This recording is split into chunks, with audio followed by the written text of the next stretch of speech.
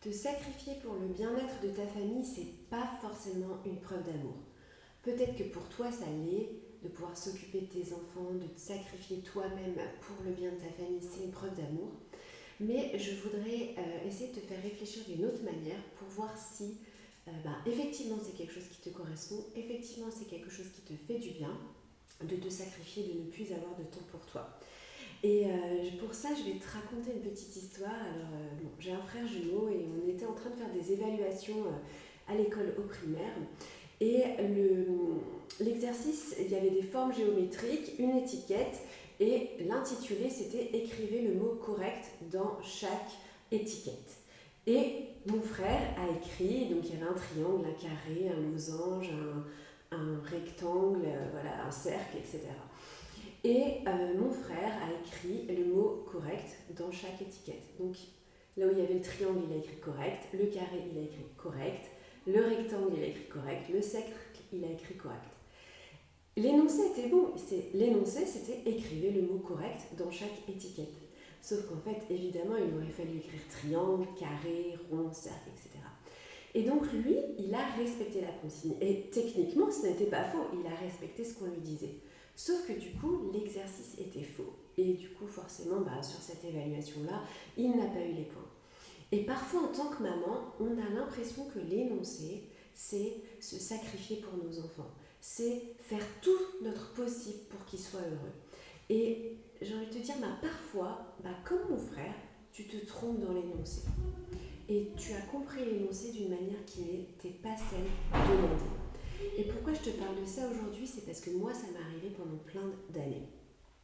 Et comment j'ai su que finalement l'énoncé, je l'avais mal compris, c'est parce que dans mon cœur, je nourrissais un petit peu de colère, un petit peu d'aigreur.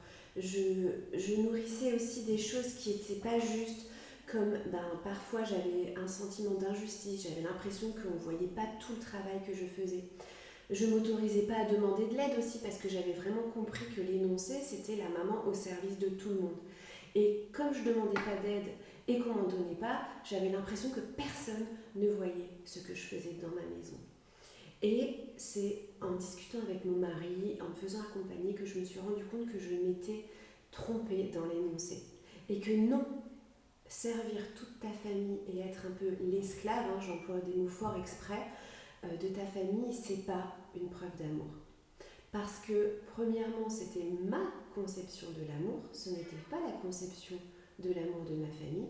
En fait, je me suis rendu compte en discutant que mes enfants n'avaient pas besoin de tout ce que je faisais pour eux, et ils n'avaient même pas besoin d'une maman qui travaille du matin au soir sans jamais s'arrêter. Ils avaient besoin que leur maman, elle soit simplement de bonne humeur, qu'elle rigole, que parfois elle ait 5 minutes ou 10 minutes pour jouer avec eux, que parfois, oui, elle ait un peu plus 15 minutes pour pouvoir accueillir les émotions, pour pouvoir avoir une discussion en profondeur. Et cette maman-là, j'étais incapable de l'être parce que j'étais trop occupée à aimer ma famille de la manière dont moi j'avais choisi. Et aujourd'hui, je m'en suis rendu compte. Pourquoi ? Parce qu'au fond, je sais que j'étais pas vraiment joyeuse. Je me le disais, après avoir été blessée, après avoir ce sentiment d'injustice, je mettais un petit pansement en disant « Non mais je fais ça pour ma famille, je fais ça pour ma famille ». Mais finalement, je mettais un pansement sur quelque chose que j'avais moi-même créé. Je m'étais moi-même blessée, puisque je faisais des choses qu'on ne m'avait pas demandé, qui me coûtaient. Et en plus, après, j'essayais de me mettre un pansement en me disant « Oui, non mais je fais ça pour ma famille, c'est parce que je les aime ».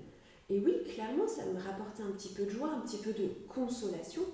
Mais au final, peut-être que si j'avais regardé, si j'avais discuté avec ma famille, si j'avais redéfini qu'est-ce que c'était une maman qui aime sa famille, peut-être que j'aurais pas eu besoin de mettre ce pansement-là. Et j'ai envie de t'encourager à réfléchir à ta vie aujourd'hui. Qu'est-ce qui se passe si dans 10 ans, tu agis toujours pareil ?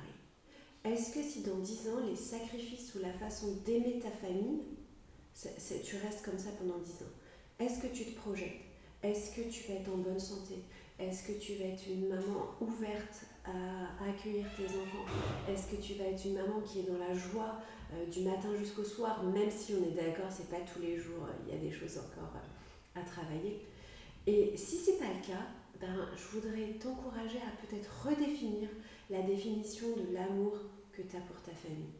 Et cette redéfinition, si tu le souhaites, on peut le faire ensemble aussi. Je t'invite à prendre rendez-vous pour 1 heure de coaching gratuit avec moi. N'oublie pas, c'est toujours possible, tu prends rendez-vous, il y a le lien dans ma biographie et on peut essayer de gratuitement redéfinir tout ça pour savoir comment toi tu peux aimer ta famille, comment elle a besoin d'être aimée et surtout que tu sois bien. Parce que je suis persuadée qu'une maman qui est bien, c'est une maman qui est ouverte à l'intérieur pour accueillir et pour aimer ses enfants. Et c'est pas une maman qui est l'esclave.